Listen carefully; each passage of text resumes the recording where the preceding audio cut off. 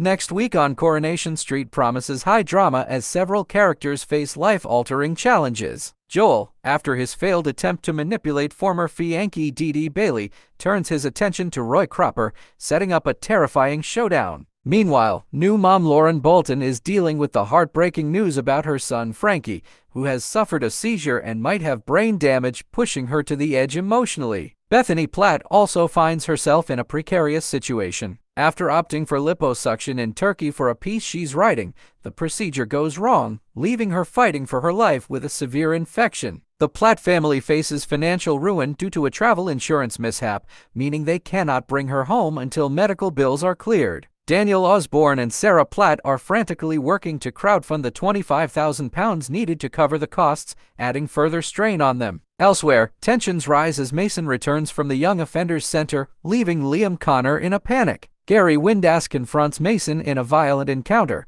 though Stu Carpenter intervenes just in time to de-escalate. At the bistro, Fizz and Tyrone's birthday celebration for their daughter is interrupted by unsettling news from Hope's school. Meanwhile, Gemma Winter works hard to ensure Paul Foreman's memorial rave goes ahead, despite opposition, while Billy Mayhew struggles with grief as the funeral date coincides with what would have been his and Paul's wedding anniversary. As the week draws to a close, Joel, alone and isolated, writes a letter on what should have been his wedding day to Dee Dee. In a drunken state, he locks himself in Roy's calf, leaving Roy in potential danger. Back at the Platts, Bethany takes a worrying turn for the worse and the family's nightmare continues. With Mason acting suspiciously at Speed Doll, it's clear his troubles are far from over. All this tension sets up a week packed with emotional and intense confrontations on the cobbles.